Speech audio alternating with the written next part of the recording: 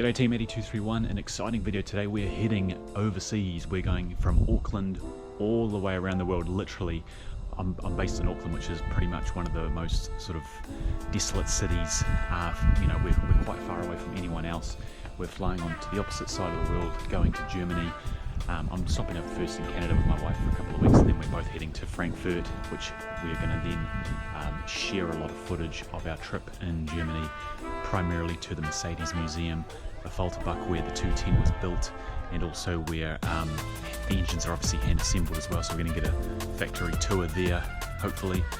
Also a factory tour of Sindelfingen, where they build the E-Class and the S-Class, and nowadays I think the EQ models and those other more modern Mercedes, but that'll be exciting regardless of what we get to see. And yeah, we're also going to have some highlights. I'm going to go and drive the Nürburgring, hopefully make it around alive, and yeah, it's going to be real exciting. So it's a nice sort of chilly towards the end of winter here in New Zealand. We're flying out at 8 o'clock tonight, so if you haven't already joined the channel, most of my videos are DIY mechanical work on Mercedes-Benz. We also do some car reviews, but yeah, this is something different, and I hope you subscribe to enjoy the journey and also future videos after this, because we also have some cool upcoming cars that I'm going to announce at some point soon. So stay tuned and let's get on the plane. Right team, so the two my special cars, I guess, the 600 and the 55 are both basically ready to go and sit for a month, which I don't really like doing. It's not really good for them, like not good for the tyres. It's not too long though. I've also hardwired C-Tech trickle chargers into all cars, all three of them, so now it's just easy for me to unplug. I just sort of can't warrant spending another $300 right now, but I can unplug and plug into this and we're good to go. It's actually a little bit dirty in the boot here, so I've just wired it down the side there, and the battery's in the back here along this piece. So yeah, as I say, the battery from this car, this was the 210 E55 battery. I bought this literally like 3 years ago, and it's already cooked.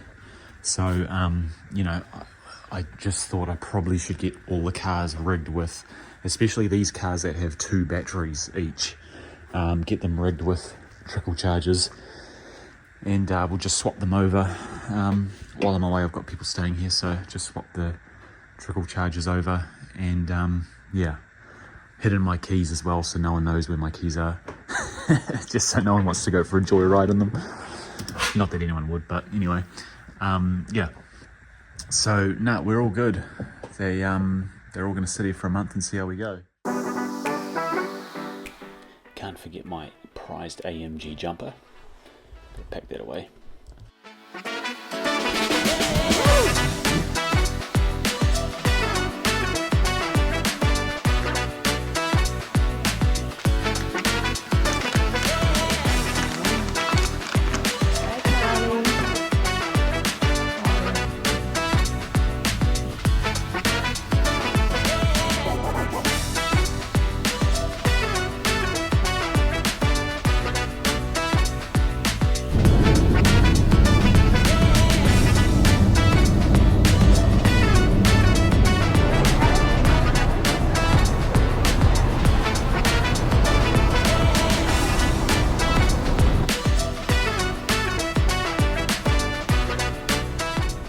New Zealand's miles away from anywhere pretty much, so it's a 12-hour flight to the US minimum.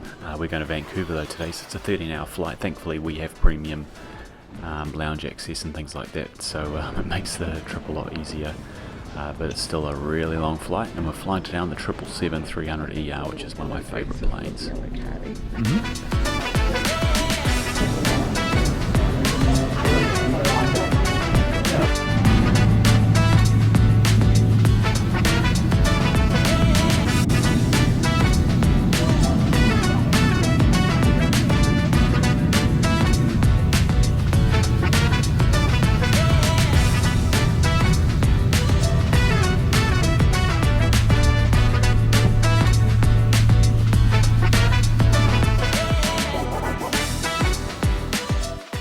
My rental in Canada was a Jeep Grand Cherokee, but but unfortunately 5 minutes in I heard this terrible wheel bearing noise, so I took it straight back. Unfortunately we were downgraded to a Nissan Murano, but hey, the views were good.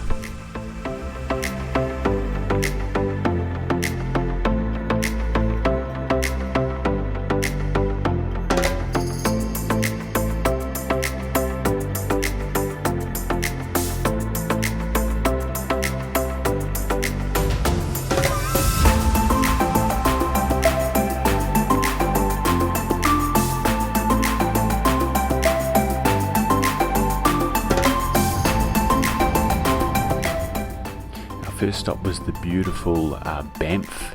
We stayed at the Fairmont Banff for a few nights and tiki-toured around town and enjoyed some of the sights and food, obviously.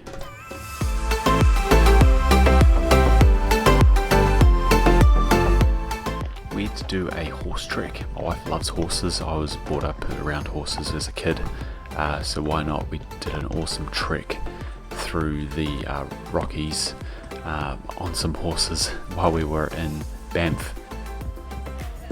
Wouldn't say the ride quality of the horses is too good. It's probably on par with the W205 C63, but otherwise, yeah, had a good time.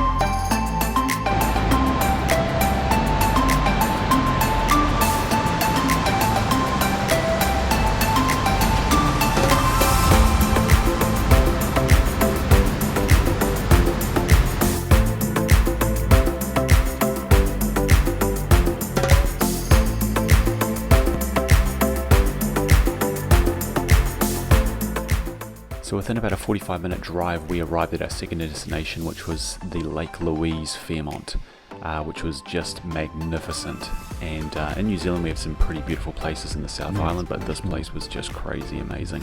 The Blue Lakes, the walks, the hotel as well was beautiful. Just an amazing place to visit.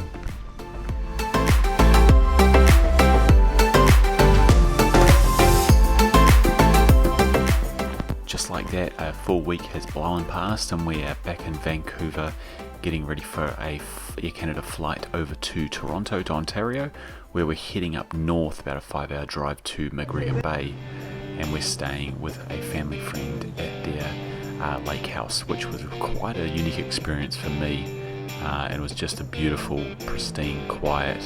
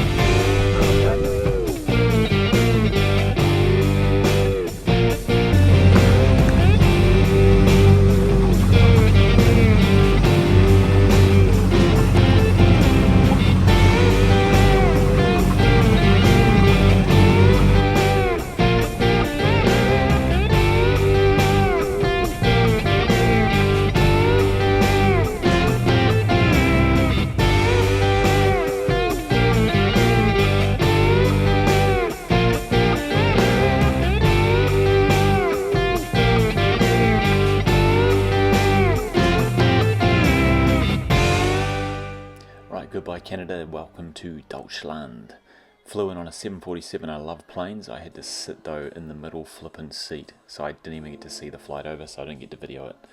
Anyway, we got into a V-dub, thought it was supposed to be an X5, but anyway, we arrived at this beautiful place called Bacharach.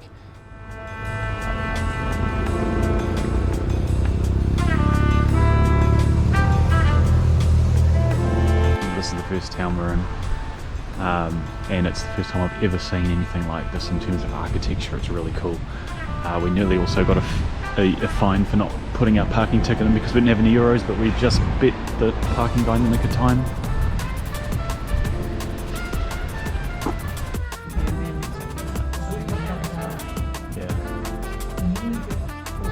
Maybe 231's first German meal.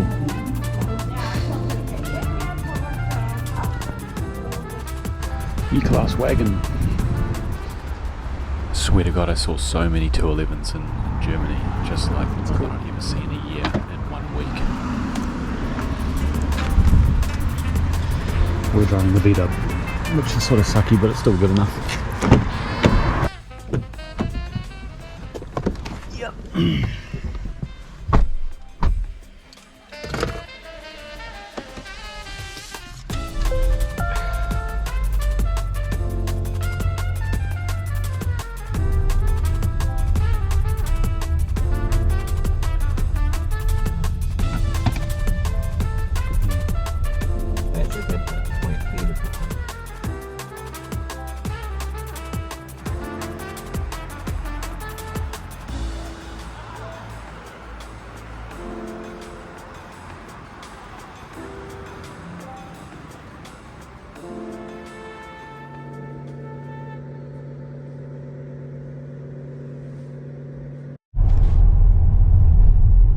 Team from Stuttgart on the road to Sindelfingen to do my first Mercedes-Benz factory tour, well, of today, but of my entire life, obviously. So we're excited to head up there now.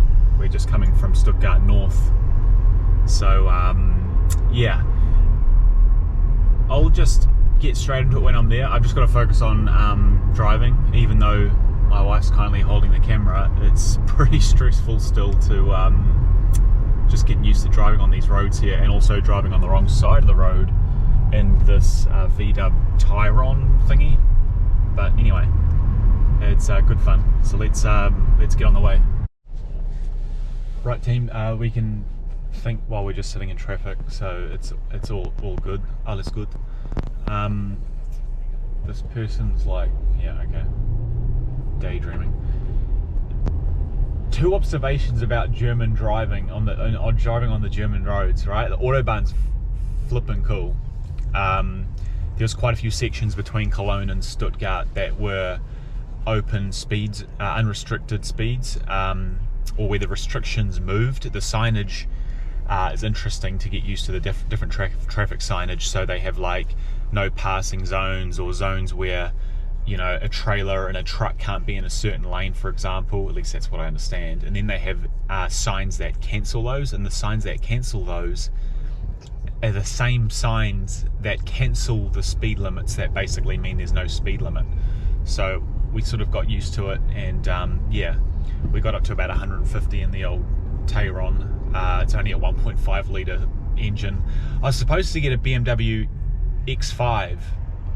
Yes, I'd rather a Mercedes, but the rental company that I wanted to use, so the problem with Sixt, and like, I ended up picking the car up in Cologne instead of Stuttgart, where I was going to pick it up originally.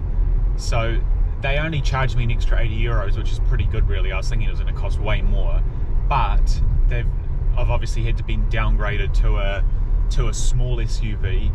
And even if I did get the full-size SUV, if I waited another 2 or 3 hours, which we sort of didn't really want to be in Cologne the whole rest of the day, it was going to be it was just going to be a VW Touareg, which I guess there's nothing wrong with that, but I'd rather I'd rather a GLE, put it that way, or behind that would be an X5. I've driven most SUVs overseas when we rent cars, just so my wife doesn't get car sick, and the Mercedes was always the best, the GLC that I had a few years ago, and then the Volvos were good, but I want an X5, you know, give me an X5. So, but hey, we're happy we're here, we're in Germany, we're heading to Sindelfingen now, so we're going to be there at just before 8 o'clock, and my tour's at 8:15.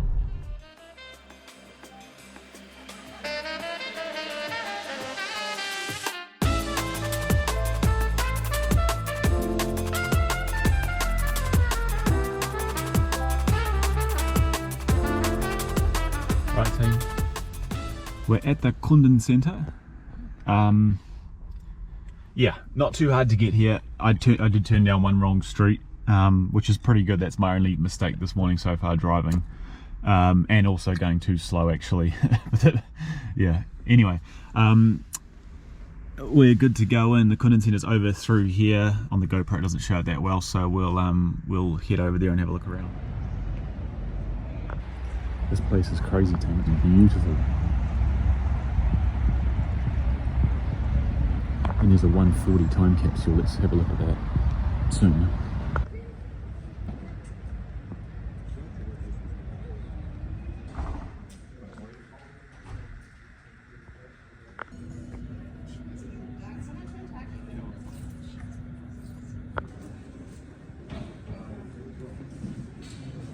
So they do a short presentation in this awesome little theatre here, and then they take you outside to get on this bus that you can see in the background.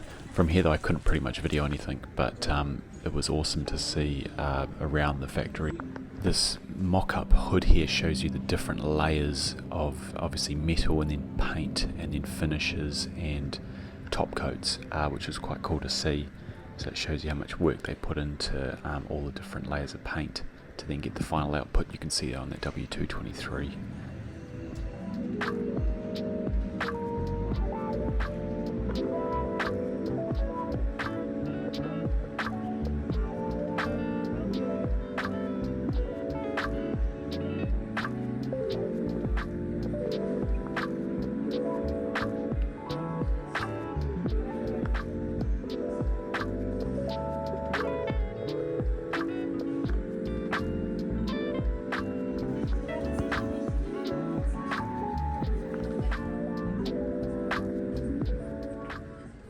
They had a beautiful Maybach 62 Lordlet, I think it's pronounced, which is a convertible model, very limited.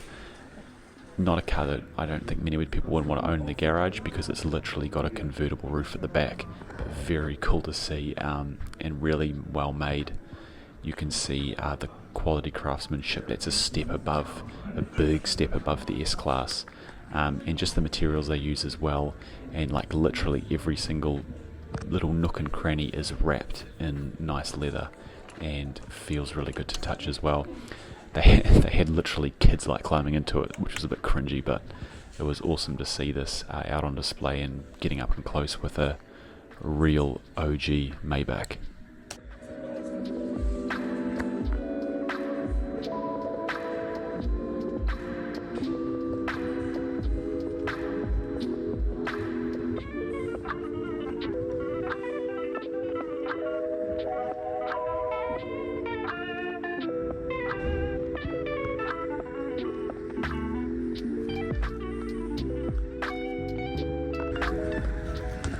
Here we see team 214 E-Class, crash test E-Class. Apparently these are fully assembled, like they're full cars ready to drive, and they just crashed them. They're not like partially fitted out, they're fully fitted out. Pretty crazy. There's the active hood protection working. The crash bar's pretty smashed in.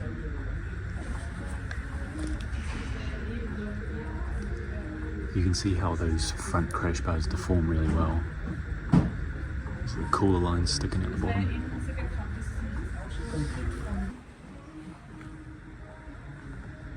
Those side curtain airbags.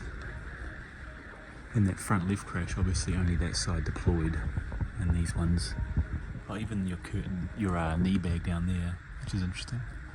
And I assume on the other one as well.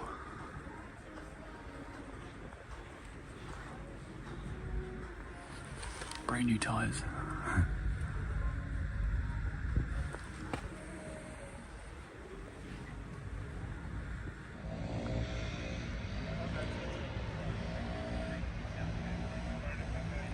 Look at this time capsule team, 140 S-Class.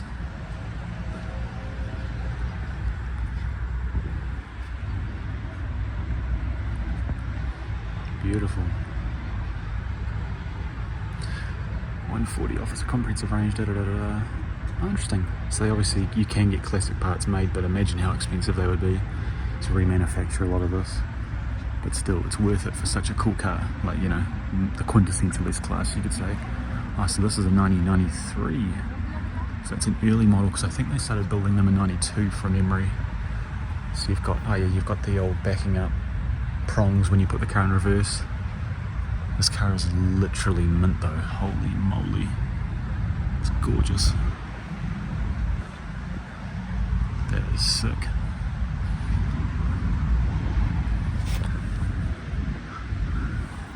I assume it's been restored, but then again, it looks really, it just looks really original and just well looked after. Sorry, my reflection doesn't help.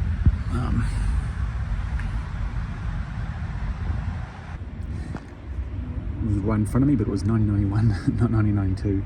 65,000 built. That's still quite a lot, eh? But I guess when you think about a major production car, it's definitely not many.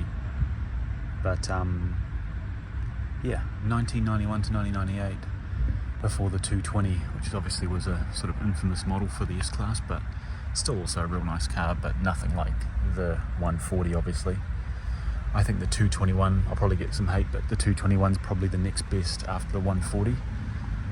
Obviously, I'm a little bit biased with my 221, but yeah, you can just, like, these stand out really well. Okay, where's my car? Back to the VW.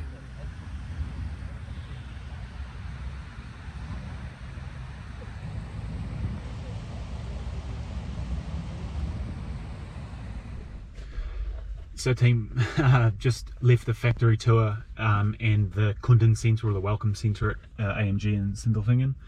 I've got my, yeah, I'm a bit of a brand ambassador, but it's a flippin' awesome tour. If you're ever in Germany, like, I'm sure some people watching are probably Germans and, you know, they've been here a few times before, but for someone like me who lives in New Zealand, where we're pretty small, you know, we're nearly 5 million people, and we don't really have a manufacturing section or anything. It's just incredible to see a scale of this size building cars, you know, like my sort of number one passion, along with planes. But yeah, so in the tour today, we went to, they first show you like a movie and things like that about the brand, which is obviously quite inspiring. Then you get in a bus, and we went through and we saw the body shop where they produce the E-Class saloon and the estate, and also the GLC. So the S-Class and the S-Class is done in a different body shop. So they took us to the body shop that does the E-Class and, yeah, the GLC specifically. And that was just amazing to see the robots picking up like the raw metal frames. You know, there was a robot gluing it. Then they're sticking them together. You saw the spot welding machine. Oh, it's just incredible. The interesting thing was that there was literally nobody in the factory. There was maybe like half a dozen people in this massive, I can't remember what she said, how large it was. It was many football fields in size. The assembly line was the one we went to next, and that's where they have like a snake pattern, where they run the frame of the body through a sort of snake S pattern around five or so sort of strips, and basically that's where they start assembly, and it's around 96% human operated, so totally opposite to the body plant, which is all KUKA robots.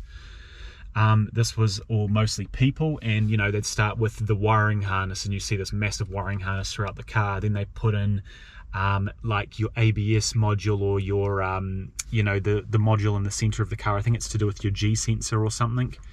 And then they were plugging in little components, you know, right on the raw painted car metal. And then you'd see on the next sort of step over, they've already got the dashboard in, and they're putting things like the A-pillar trims in.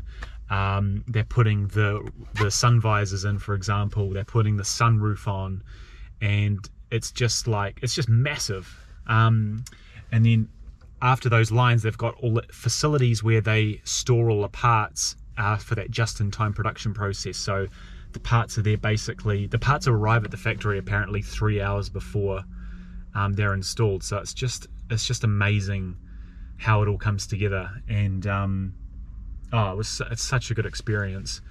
So yeah, I saw what I wanted to see. I really wanted to see the assembly line, and I did in the end, so that was really good. I was really stoked with that.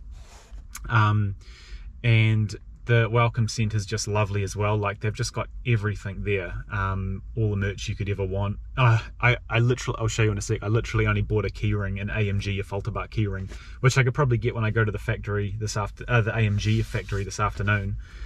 But I wanted to just get something from here at least that's like, okay, yes, I could go and buy it online, but you know, at least I can say I bought it here when I visited Sindelfingen. So yeah, I'd come back again in a heartbeat. One cool thing we got to see was the bus took us past where the new cars come out. So we literally saw like a brand new 214 E-Class come out of a sliding door with all the protective wrapping on it, like literally just been started and driven out. And then they have these parking lots, and they've just got rows of cars, rows of E-Classes, rows of S-Classes, and interestingly enough, so many Maybachs. They pronounce it like Maybach, but yeah, like just rows of Maybachs, and like literally like dozens of them. I've only seen like 2 in New Zealand so far, but yeah, they've just got them like stacked, all these V12 and S580 Maybachs. They also had guard cars there, so they've got a hall or a factory hall where they build the guards specifically. So if you don't know, that's the like special protection cars, usually the S-Class or the E-Class, I believe, where they've got the bulletproof glass and everything like that. And the lady who was our tour guide was really good. She said they weigh about 4.5 tons, and you require a truck license in Germany, and you would in New Zealand as well, to drive one. So they're super heavy. But yeah, plenty of E53 AMGs driving around. I saw someone getting delivery of their C63, the 4-cylinder version, which is, you know, hey, it's still an AMG. I'd still take it. But yeah, so it was cool to see people getting delivery of their own cars. And apparently in Sindelfingen here, they built last year in 2024 200,000 cars, and they deliver apparently 10% of those to customers here at the welcome, at the visitor, what do they call it? I forgot the name of it now, the customer center. So you can literally come here, pick up your car off the factory line, and apparently they deliver up to 250 cars a day to customers here, which is just massive. Like in New Zealand, I'd be surprised if Mercedes-Benz, the country itself, like as a whole in New Zealand, I'd be surprised if we sold more than probably 250 cars in a month, but they literally deliver that in a day, just here in Sindelfingen. So yeah, let's continue on the journey. This afternoon I'm going to Affalterbach, so we'll get on the road soon. I need something to eat. I'm hungry as I got here at 8 o'clock this morning. I haven't really had anything to eat. And yeah, we'll head up north past Stuttgart to Affalterbach. It's a bit more of a drive. I think it's about an hour and a bit. My tour is at 3 p.m. It's nearly 11:30 now, so I'm going to get back, have a bit of a break, and then we're going to head up there. But so far, amazing. So stoked to be here. Let's continue. Right team, so as I said, turn this German radio off. As I said, I bought myself this key ring.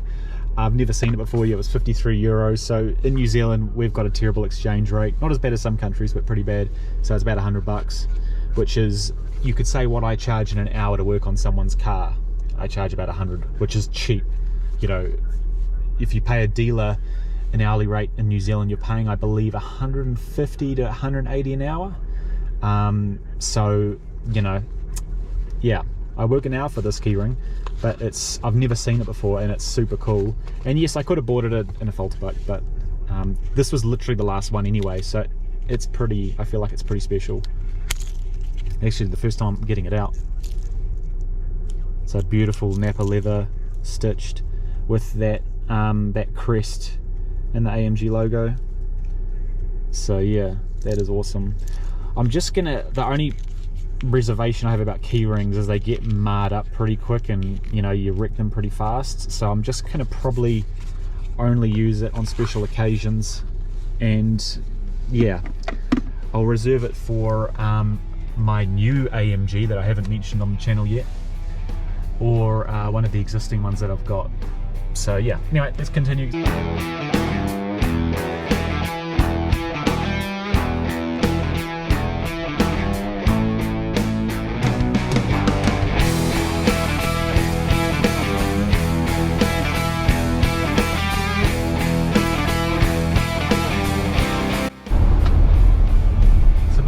things we learnt, team, while we were there was just while I remembered them, that were quite interesting. So they have on site their technology centre, which is where they do the development of new models and prototypes. They also have an on-site like racetrack sort of setup, which is quite cool, where they apparently test some cars out that they've just built, and obviously they test all of the new systems and models that they're building. So it's sort of like nestled like a little runway in between a lot of the buildings there and the factories. So Factory 56 is their new factory they have, and that's where they build the S-Class. That's where they build the S-Class and the Maybach and the EQ range entirely, I believe. But yeah, it was interesting because they said they have an on-site fire station, they have a hospital with doctors, they have a hospital with doctors, they have like 6 restaurants for staff. They have apparently, originally I thought the lady said like 4,000 people working in the factories, and then 11,000 in the technology centre, so like helping with the development of new models, which is crazy. 11,000 people helping literally with you know, R&D, you could say. But they also have but I think she said later it's 20,000 people on site. But I don't, yeah, anyway, it doesn't really matter. But there's just thousands of people there obviously working. Yeah, and it's just interesting to see all of these trucks driving in, you know, all day long, and they're just full of obviously parts that they bring in from other locations, and everything's like digitized. So obviously I'm in the IT industry. It's interesting to see that like 90% of the production processes, if not all of it, is all run off like scanners. So they scan the QR codes on the cars as they're building them, and I imagine they mark off each station where they, you know, install something. I guess they tick it off as done, or they maybe put a comment if there's an issue or something. So it's just very fascinating to see them you know, get all that stuff sorted out. Just as I'm videoing this, there's like a GLE that just drove past in the prototype disguise sort of wrap. I've seen like 3 of them so far, so it's cool to see like they're obviously testing prototypes or new technology or new models even. It's hard to tell what they are. I can just tell that a GLE drove past. When you're looking down on the final assembly line, it's quite cool to see like they've got literally like bucket loads of like screws and grommets and like stacks of just individual parts, like just abundance of them. And we're obviously, when you're just DIYing, you've only got like a few bits here and there, but it's just cool to see how everything's just like stacked up, just like thousands of screws and thousands of grommets. In the customer centre they had a cool little race car simulator. I managed to get the best time of the day, at least, even though it's only like 10 AM or 11 AM. So that was cool, and they actually used a proper Fantech setup, which was good to see. So I had a little play on that. They've got a full cafe there.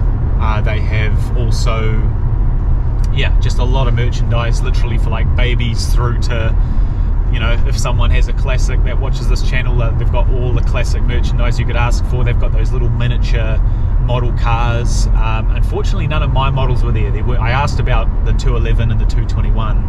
They didn't have any, but they had all of your classic SELs. They had the W140, they had the R230, they had the GT, the latest models obviously, the GT53. So, and they're probably not too expensive. They're about 115 euros, so about $230 New Zealand dollars, and they were really nice, detailed. I imagine the paints, like the actual paint they use on the cars, they were really cool little models. If they had like an E55 there, I probably would have bought it, but they didn't, so that's probably a good thing. One thing that was interesting, team, is they've got at the factory, they've obviously just got all of these halls where they do different parts of the production process. They had a hall beside the final assembly line that we looked at that had been fully demolished, and they're rebuilding a new factory. Obviously, I imagine it's all environmentally friendly and probably more suitable for electric cars maybe.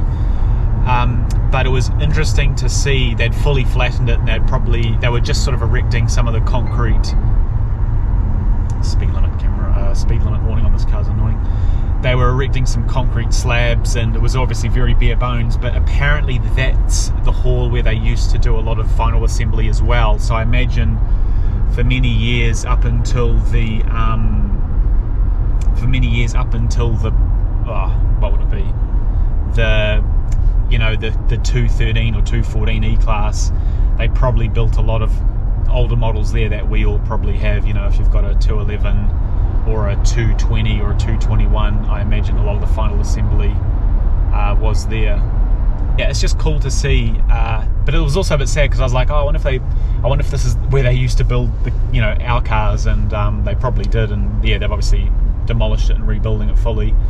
But yeah, it's just cool to see, just to see a factory where millions of cars have come out over the years, including some really cool cars, and this is where they're built and shipped from. And it's cool to know that literally 15-20 years ago, some of my own cars literally were right in this sort of area being built, and to see the people in the flesh putting them together is really cool. Like when I first saw them on the final assembly, I'm like, am I just watching a YouTube video again, or is this actually real? So it was actually amazing to see. It was actually real. It was like observing them building the 214 E-Class. It was cool to see them building these in the body shop. It was also cool to see the bodies, obviously, but you also just got to see all of the individual parts of the body before they are glued and welded together. So it was quite fascinating to see how that all was presented. They've got these big metal rolling trolleys, and they've got like 20 or 30, I don't know the exact parts, but they're like parts of the rear fender, or parts of the inner body shell. So it was just interesting to see where they were, where those were all stacked up, and they were constructing them and putting them all together, and people bringing in these big racks of large, raw aluminium body parts. It was, it's quite cool to see it before it's actually put into the body. It shows you how much individual pieces make them up. And the lady was saying that they're approximately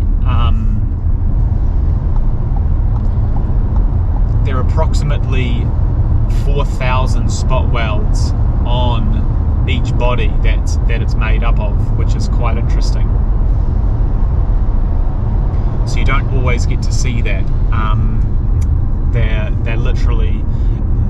initially just welding a handful of parts together to hold them, and then apparently after the body's fully together, then they have a robotic system that goes through and completes all of the 3,900 other welds. So that was quite interesting.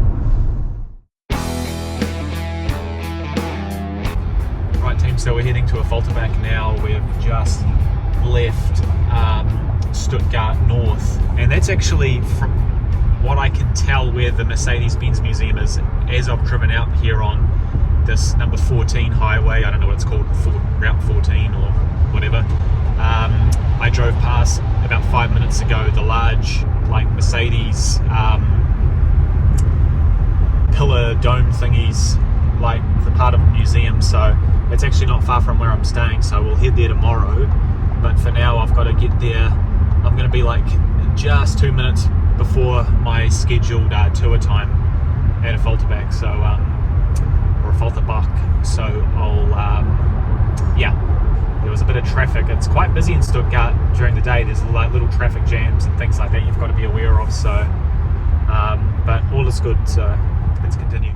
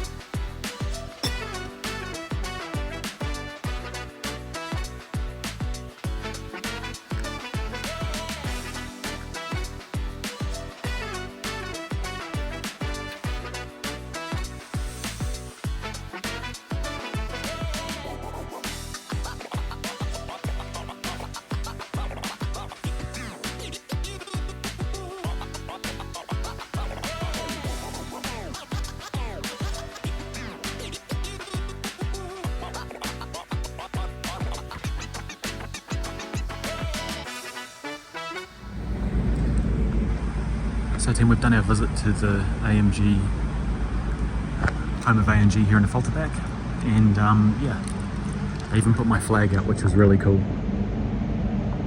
I was not expecting that. So let's do a bit of a debrief on the visit today to AMG. Just parked team on one of the little roads outside of Affalterbach, well, on the edge of the little sort of town here.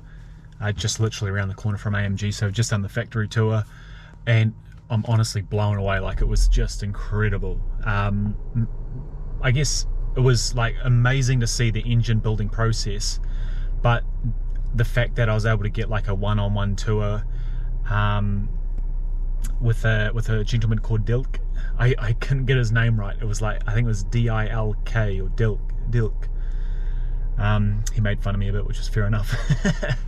So yeah, he took me on a tour for about an hour and a half. It was just nuts. Like, I wasn't expecting to get to do any of this. So not only did we go into the engine building facility, I got to see how they build the V8 engine. We got to walk around a number of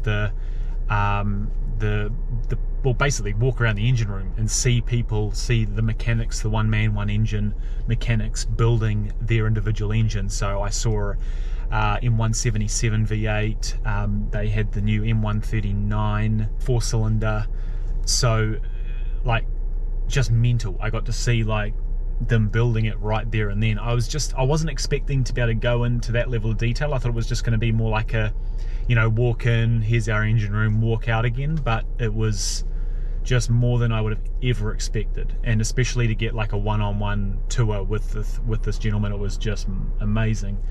And I'll obviously flash up some photos and things, but we got to see some cool engines lined up. The original engine that they competed with, which was a 6-cylinder, interestingly. I'm not as familiar with the real classic stuff from AMG, but it was interesting to hear a little bit more about the history in terms of the racing heritage around it, since I'm not as familiar with that.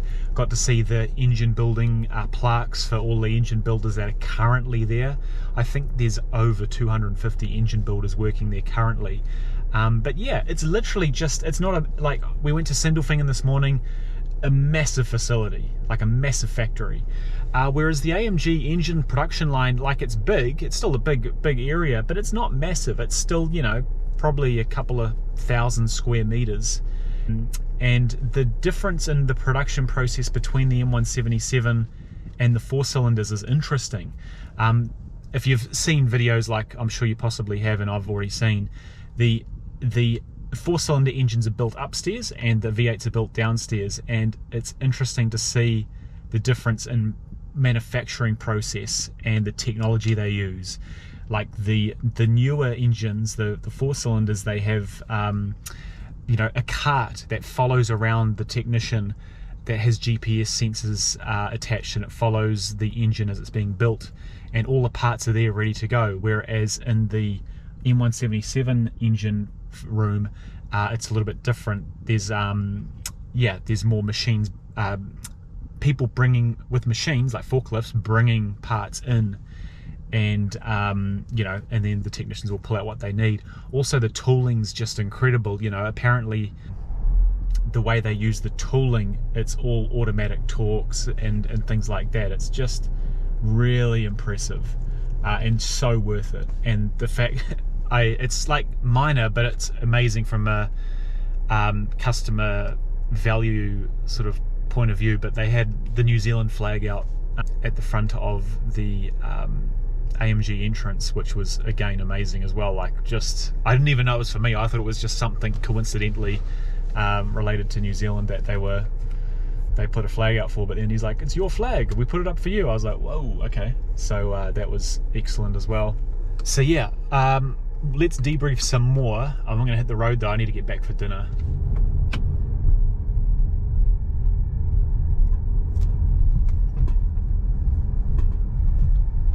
Awesome.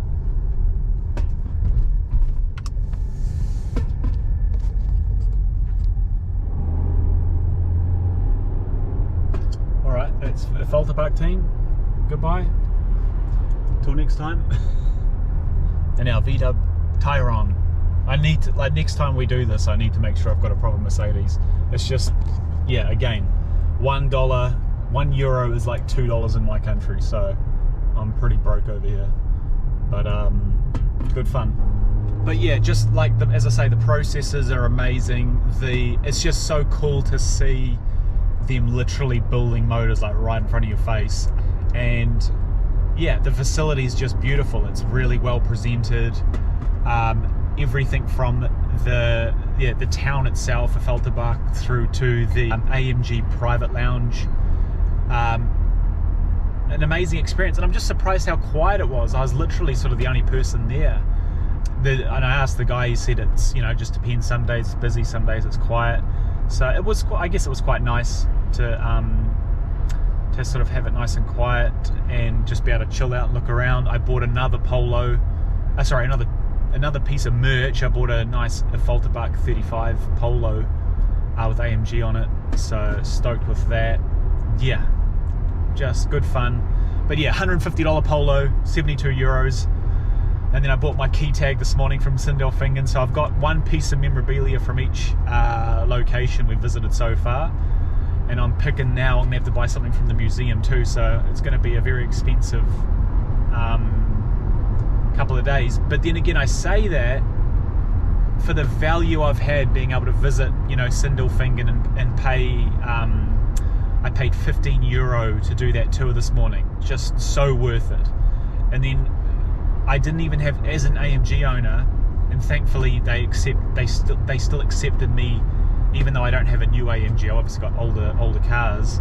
They were still welcome me in. I got the full tour, and it didn't cost me anything, at least for how I applied for it. So I obviously can't guarantee that's the same for everyone. I assume it is, but just so worth it. Makes the trip so worth it. You know, traveling literally 15 to 20,000 kilometers to get here. So good.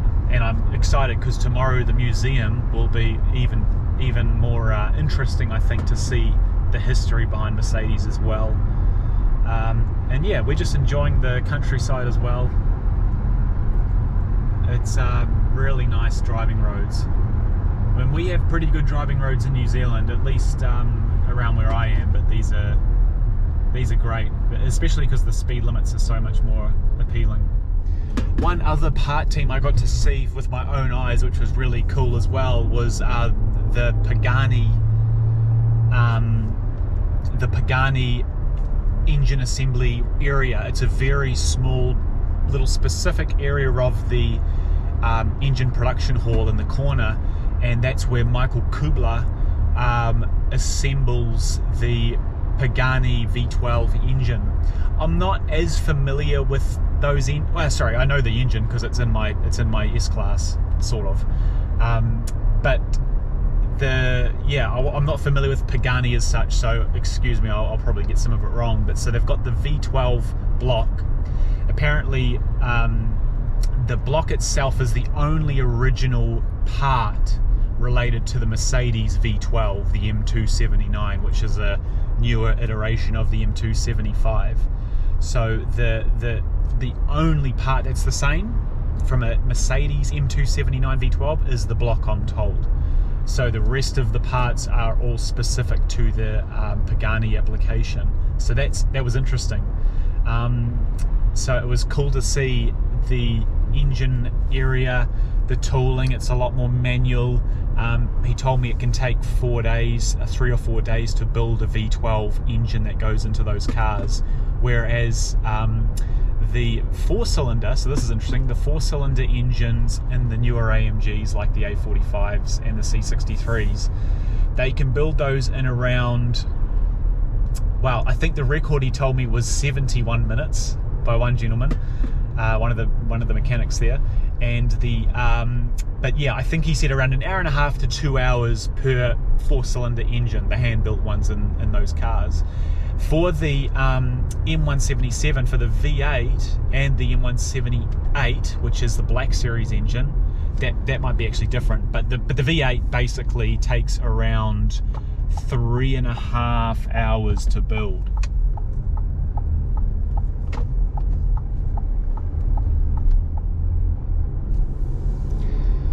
So the M177 takes around 3.5 hours to build. So in a shift, a technician's expected to build 2 V8 engines, I'm told. So interesting to know. And my guide was also telling me how he had to put an engine together once recently in July. He put an engine together recently back in July, and it took him 7.5 hours. He said he really struggled. But yeah, it's amazing what those technicians do, and obviously hats off to them. And yeah, funnily enough, the most common application now of the M177 is the G-Wagon. So the G-Wagon V8. Obviously, if we think about it, the W214 E-Class is only an E53, so that uses the M276 or M278. I actually can't remember, sorry, it's one of those. Or actually, it might be the M176. That's the most common application, which makes sense because obviously the C63 is a 4-cylinder. I guess the S63 is probably the only other application of that, if I'm correct, because that uses the hybrid system. But yeah, so a lot of the V8s currently go into the G-Wagon, which is quite cool to know. I also got to see things like literally the blocks. They had like stacks of blocks, like brand new V8 blocks, M177 blocks, all stacked up, like 30 of them. They had like a big racks full of M177 pistons all hanging down off racks. They had M177 crankshafts. So yeah, it was just cool to see, and we got to see obviously each technician pull their cart around. They'll pick up a block, they'll check it, they'll attach it to their cart, then they'll move on to the next station and they remove the bridges for the crankshaft. They oil them, they put the bearings in. We saw them push the pistons into place. Obviously, you can go and literally watch on YouTube videos of the M177 engine being built. It's pretty much what I got to see, so it was awesome to get to experience that. One thing I will say is it's interesting to see how complex, you know, the M177 is. When you look back at technology like the M113K, you know, a lot more simple engine, single overhead cam, no variable valve timing, etc. You know, they're just a lot more simplified, whereas now the M177, you know, you can barely see the belt assembly because you've got 2 massive charge air intercoolers covering them up. So it's yeah, while it's a brilliant engine, and I've obviously owned one before back in my old C63 from 2019, it's definitely a lot more complicated. And yeah, I was told though by my guide that he thinks that the M113K was the sort of most quintessential sort of AMG engine that they've built as of recent years, and obviously the M159 as well. But in terms of like, I think a technology shift, he sort of raved about the 113K, so good to hear. One other exciting thing, team, I got to see was the apparent new production hall for the new AMG V8, which there's obviously no information on that, and even if he told me, I'd never disclose it because obviously it's all top secret. But obviously, yeah, he didn't know any details about it.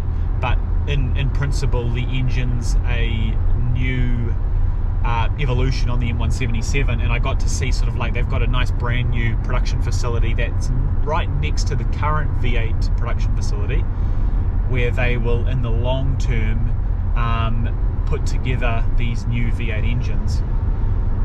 So I'm really excited to I guess hear details about what that engine ends up being. But yeah, to see that like production hall coming together was really special. And apparently they're just training their technicians on those engines right now. So yeah, there's plenty of videos out there if you want to go and look at the AMG engines being built. There's plenty on YouTube from officially AMG, and you know, big YouTubers like Shmi, obviously I know he's been there before and videoed it. Obviously I wasn't allowed a video and I've got no issues with that. I was just at the end of the day going there for my my own sort of interest, but yeah. So anyway, let's continue the journey.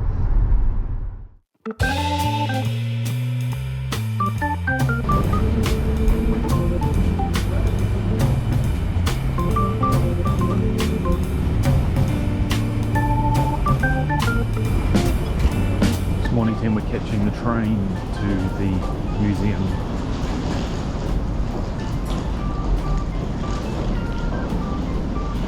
Just because it's so expensive to park and faff around, I'm just catching the train, six euros for a full day basically, which is perfect. So I don't even know where I'm going, to be honest, but hopefully I'll find it.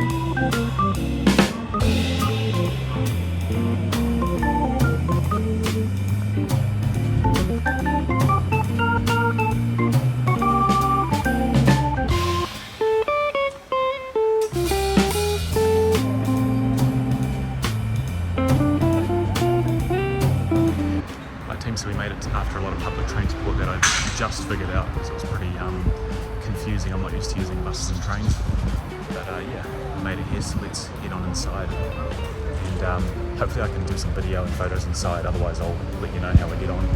But yeah, I'm pretty excited. Let's go.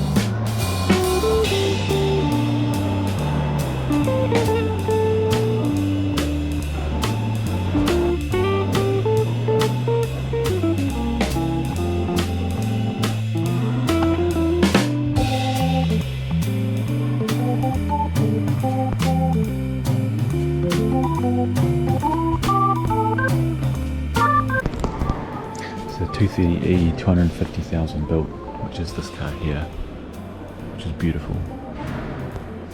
And then they've got the 126s, the coupe and the sedan up here with the integrated bumpers.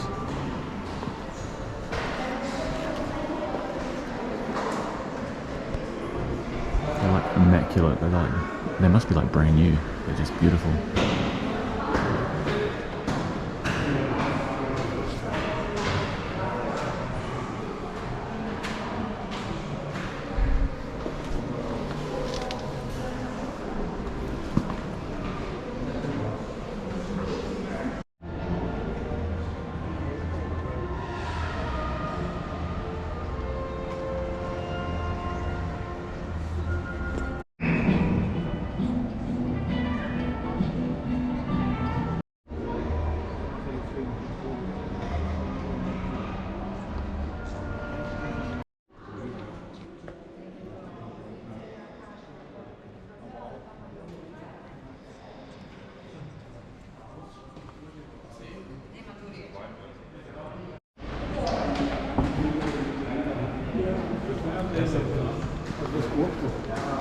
This is a C32, I thought it was a V8.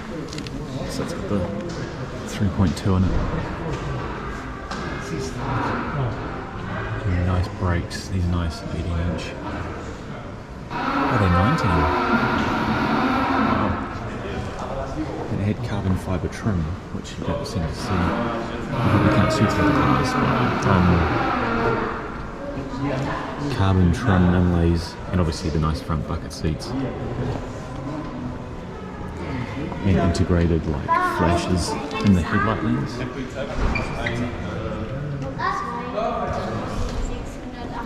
These look pretty special.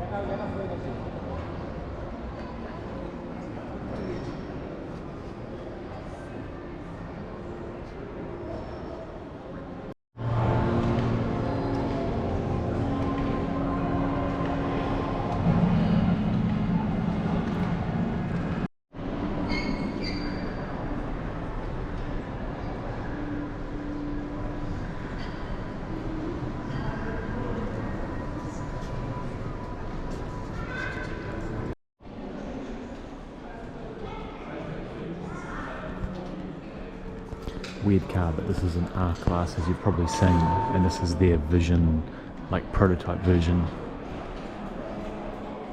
I thought it looked a bit funky, so yeah, they've done a good job of it. Like the interior is fully kitted out, and the wheels are like 19s. They're massive, and the tyres are old. They're from 2002, so yeah, it must definitely be their concept version. I don't know if it drives or not. It's got a lot of ground clearance though compared to the actual manufactured unit, but I imagine it's because of the massive wheels on it. This SL is beautiful as well. 500. The first car with a pop-up rollover bar, which is quite cool.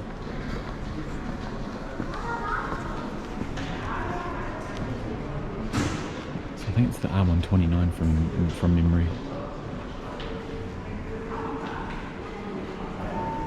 One of the last Bruno Sacco models I imagine, along with the 210, which we'll get to in a sec. Funky yellow SLK. Sorry, SLK. I'm surprised at how many of these units were actually built. There's like couple hundred thousand. I think it said 160,000 were built. Goes nice with the CLK beside it. Very high riding though. You could literally live between that wheel arch and the tyre.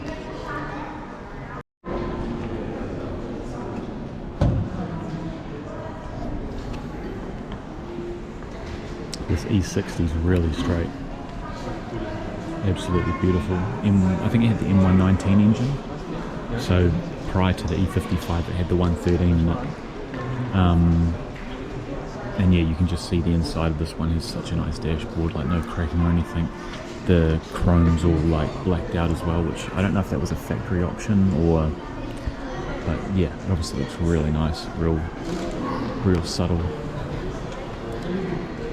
Everything's mint, like the headlights are like brand new still.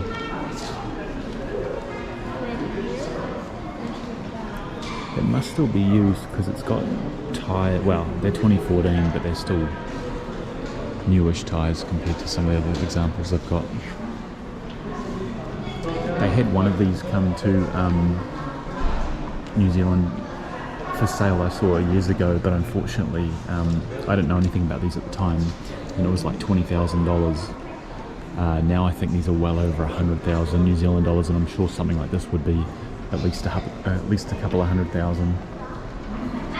But yeah, really sick and extremely clean body. Like I can see one or two very small dings, and that's about it.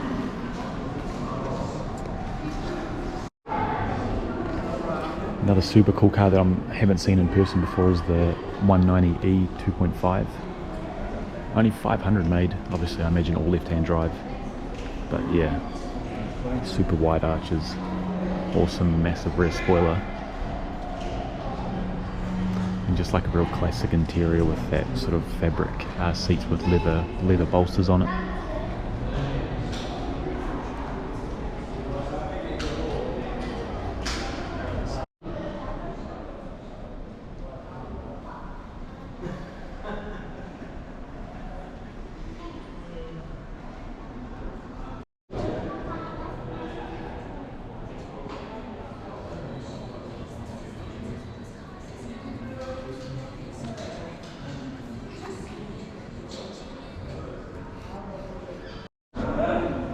This is the E500 of the 124.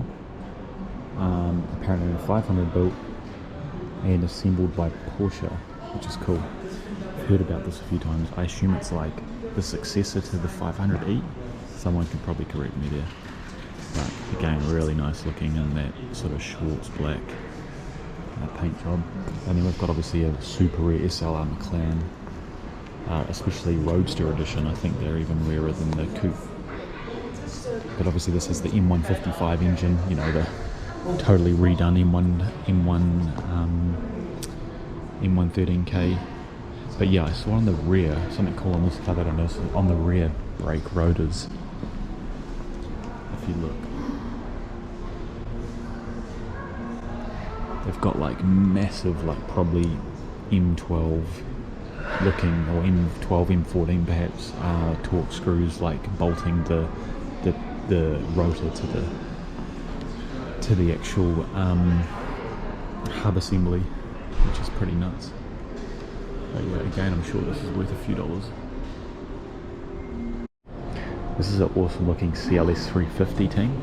I assume one of their first models or first production units, but it's literally like brand new. If you look under the car here, it's all like literally spotless, like brand new, never touched before. Pretty big wheels as well. What are they? 19s, oh yeah. And it's got the wood interior with that sort of like matte finish rather than that glossy sort of bird wheel nut. It's a more matte finish that you didn't really see on cars of this era. It was more on the, you know, the newer cars we see that matte finish or open pore wood trim. And then they've got this CL600 with ABC suspension. It's sitting flat on its ass at the front, but again, like pristine. I think these are C215s if I remember correctly. But yeah, really nice interior. And this will probably have the M137 or the M275, but I'm picking the 137 at a guess.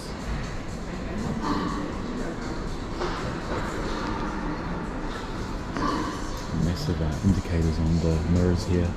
This must have been a very early version. Oh, 1909, yeah, okay, so definitely the 5.7, so it has the 139 in it, sorry, 137 in it with ABC suspension, so it's probably one of the first to have it. It's like sitting right down. Probably not supposed to do that. Yeah, and this one as well is literally brand new. Underneath it's like pristine. So yeah, these must be very low mile cars that I imagine Mercedes just own themselves and keep in the vault.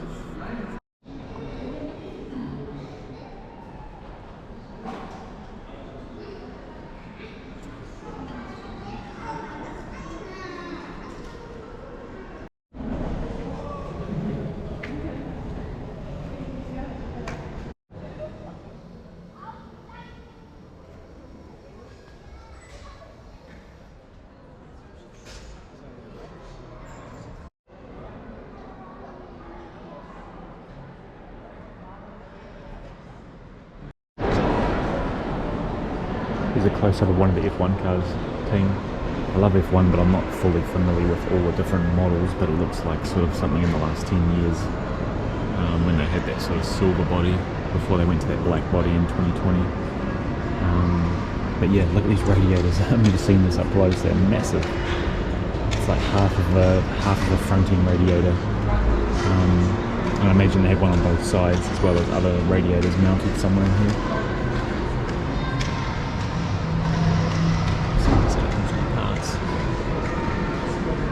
Really cool.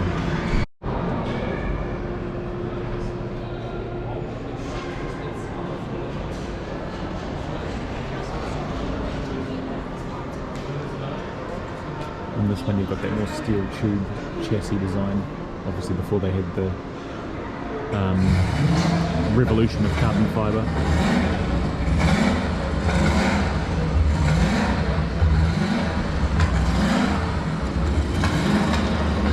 V8, not V8, sorry. Not in the box. Inline, all those little fuel injectors. Crazy.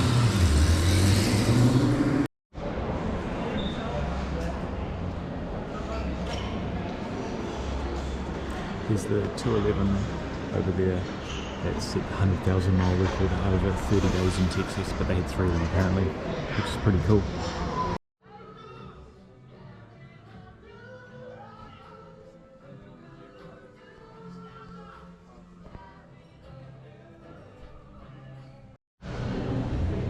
E50. You know how I said before there's an E60? I got them mixed up. The E50 was the predecessor to the E55.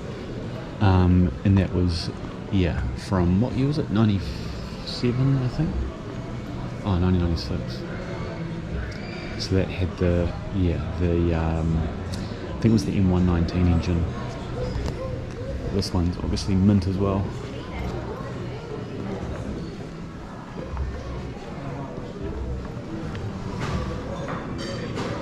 And you can see how nice this one is. The dashboard's not even cracked, it's like mint. And the B-pillar trims have like that interesting, I wouldn't say carbon fibre, but like a spotted sort of design on them. But yeah, this is a very mint example, you can just tell by looking close up at it.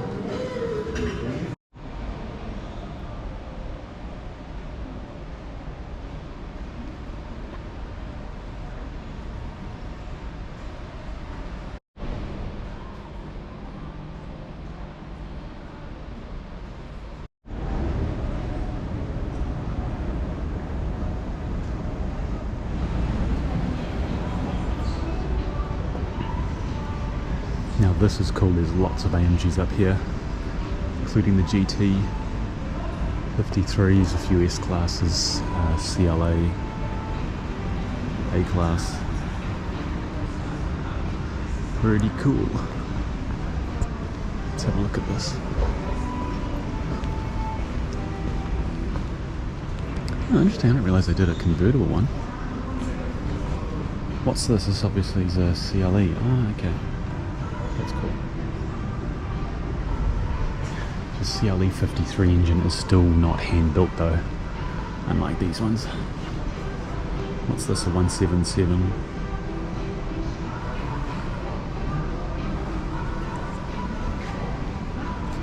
Big plastic intake manifold.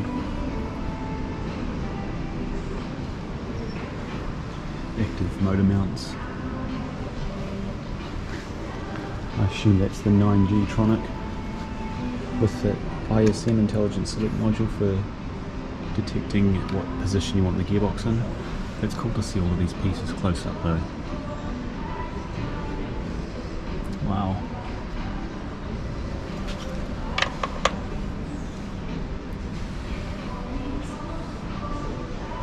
And then there's a turbocharger in the hot V. Obviously painted over the default oil cap. I assume some of this stuff's just for show, like they make everything real like shiny and chrome looking even though it's not. You can just see how much, oh the belts are down here, which is quite cool to see. I guess that belt there, one drives the, yeah, specifically for the AC, and the other one drives the alternator. But obviously you've got no power steering pump, or even I think the water cooler, if I'm not mistaken, is integrated into the actual timing system, so that is also quite nice, I imagine. You've still got unfortunately a lot of these plastic hoses and things that will obviously be susceptible to break. It's quite unique, a real chrome output flange. That'd be quite cool to have. Even though you never see it. A high pressure full fuel pump pressurizes the rail, and I think they have one throttle body on each side for each set of intakes, unlike say the 113 or the M275 that only have one overall. The 156 has 2 throttle bodies, but that's obviously in the top of the manifold up here. For some reason I thought this was a GT, but this is an SL63, which is really nice. Beautiful paint colour. I'm not sure what it is exactly, but it's a V8 by turbo 4MATIC, and it's just got these awesome 21s. Don't believe they're carbon ceramic, they're just steel, but they look really good.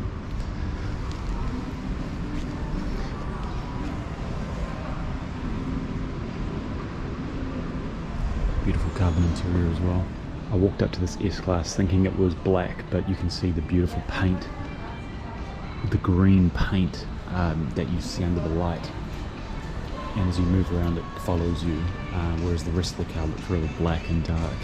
So that is so cool. I've never sort of seen a paint like that before, but yeah, really nice. And the interior on this one apparently is a manufacturer interior as well. So just beautiful leather work, and also that upgraded interior trim. I can't remember the name of it, but it was like influenced from a yacht, that sort of yacht teak wood finish, but obviously it's not wood. Really nice, but expensive, 220,000 euros. So you know, in our dollars that's about $400,000, and this is a S580, but extremely nice. Right, I'm on my way out, team, but some cool smaller ones as well. What's this? This is like a Magno paint on this CLA 35. I can't read German, so I don't know, but it's really nice.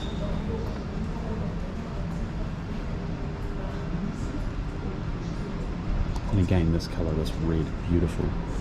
I'm not educated on the colours, unfortunately, but I believe it's a GLA, if I'm not mistaken. But look at the paint with that AMG logo, it's just mint. So nice. Yeah, GLA 35. Very expensive, 87,000 euros.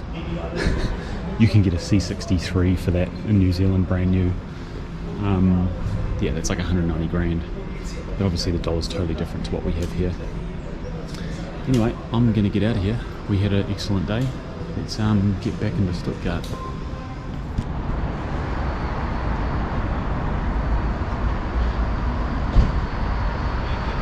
Just left the BMW Museum team. There's some cool cars parked outside here. 220, SL55, 230 I believe they are, from the Netherlands Mercedes-Benz Club. But yeah, I imagine you can park up here. I think Mercedes lets you park up here if you've got a classic Mercedes. Not that there's 205 C-classes, but so it's cool to see the different cars that are up here. But yeah, we'll catch the bus down over the back here and leave it at that. So overall, team, pretty stoked with the experience here today.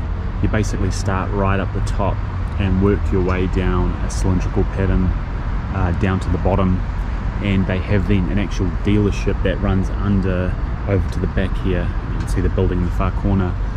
So there's actually a lot more cars you could see through there as well. Most of them are new cars, obviously, like I just showed you, those SME, the S-Class and the AMGs, and yeah, plenty of different options you can look at there, but obviously all the history's in the main museum here. And yeah, 16 euros to get in, at least as of this video being filmed, so well worth the money.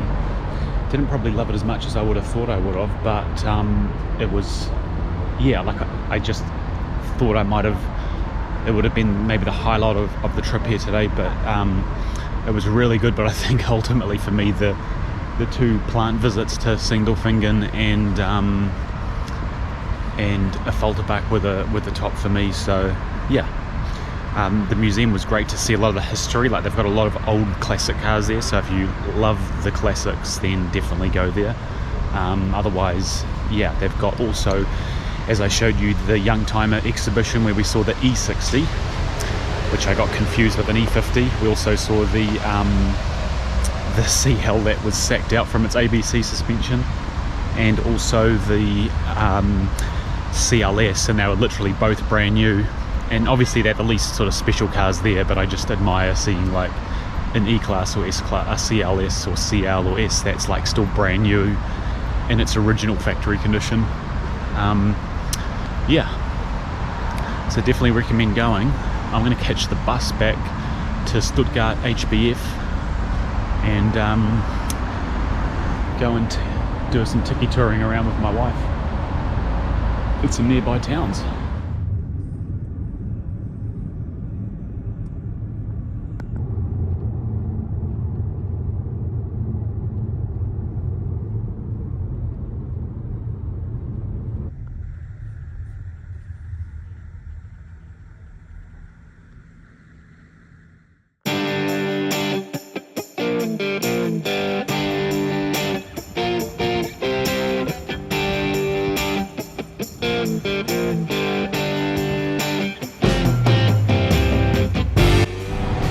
So we're just at the Nürburgring.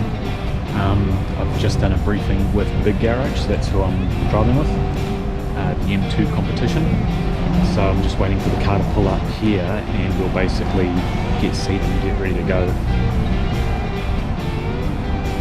So we have to drive about 5 minutes down to the ring entrance. I wouldn't sound nervous, although the excess, if I do have an accident, is 9,000 euros I've just found out, so it's about 18 grand, about the price of a tidy E55, so we're just going to be very careful. But you know me, I'm pretty chill, so we'll just cruise around the track. But I've got the instructor with me. I think his name's Eunice from memory. He's going to do some video, and I'm also going to get it on GoPro, so we'll put some of the clips in. But otherwise, that's probably me signing off from here, and we'll get onto the track. So we'll talk to you soon.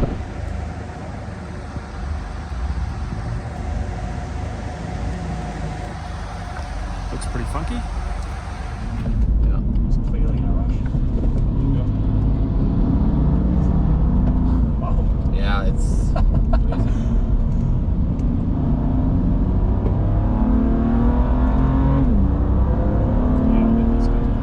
Yeah, let these two crazies. Wow.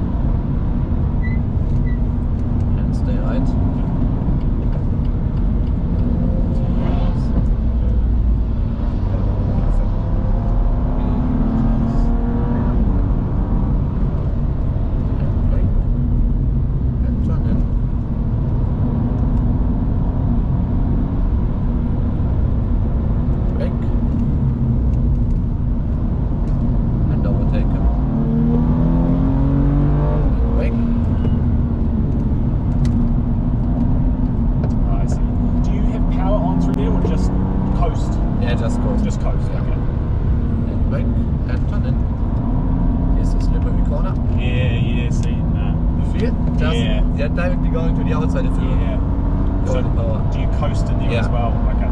Always, because otherwise the car's just going to go out. Yeah. Interesting. brake before the jump. And a bit more. A bit more, yeah.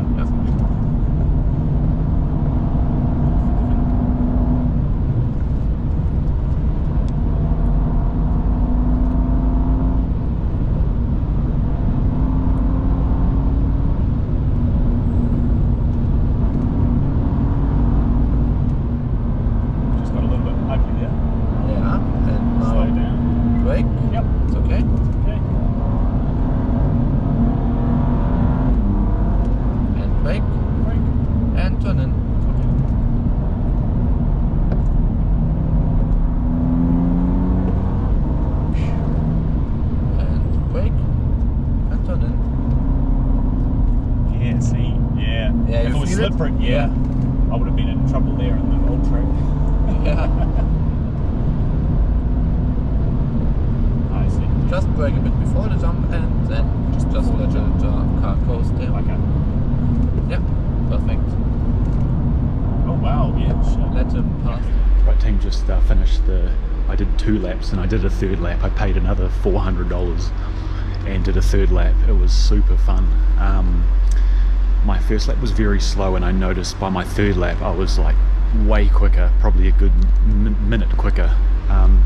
But yeah, I've videoed it, I've put that on now, or I've already shown it to you. Really good experience. I recommend anyone wanting to do it, give it a go. The instructor I had, the young guy, he was really helpful.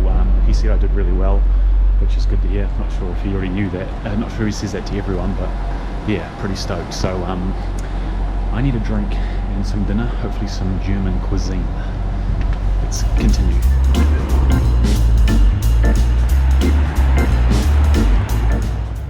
After the Nürburgring, we travelled around for a few more days in Germany and then made our way over to Munich to fly out. But yeah, we visited some beautiful little villages along the way and enjoyed some nice weather finally, which was good as well.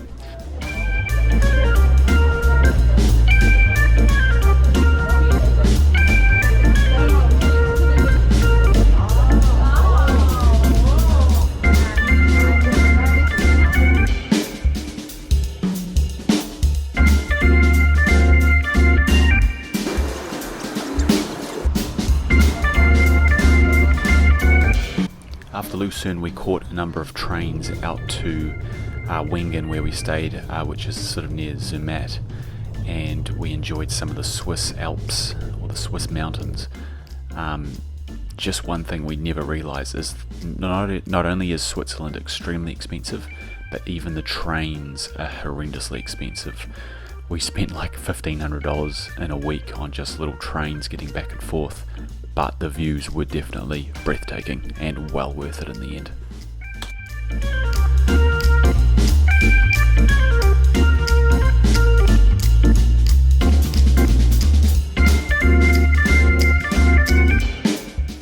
One piece of old but very cool technology was the cogwheel railway system. Obviously the very steep grades mean that they drive the trains using that central guideway, where a large wheel from the centre of the train drives it up the tracks, which was quite interesting to see. Definitely important because some of these grades are very steep and a normal train would definitely not be able to stay on the tracks without sliding down.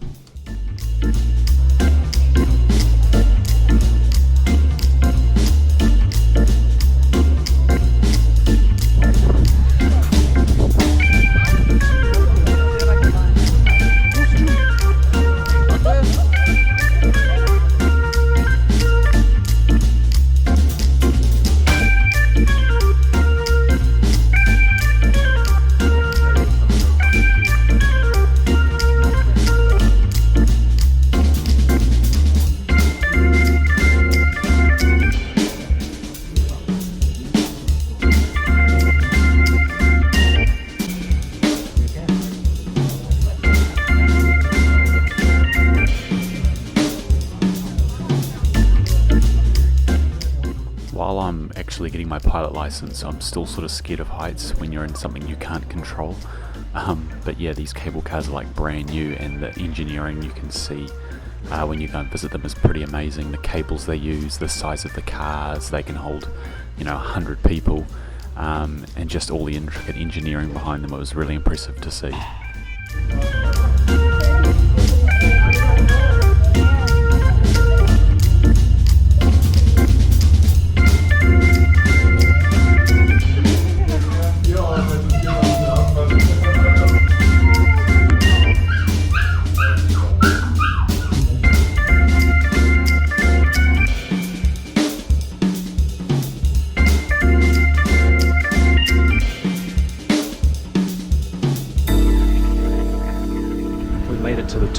of the His Gloria Skilthorne, 2,970 meters.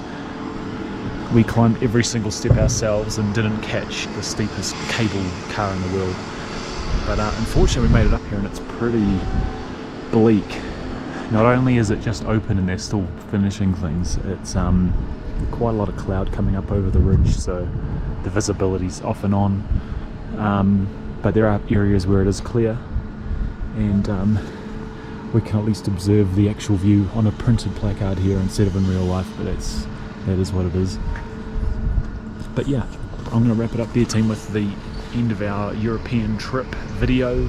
So we've visited Canada, we've visited Germany, obviously for intents of this video we visited Germany to go to the AMG factory, Stuttgart, Sindelfingen, the museum, and then yeah, our final few days here in Switzerland.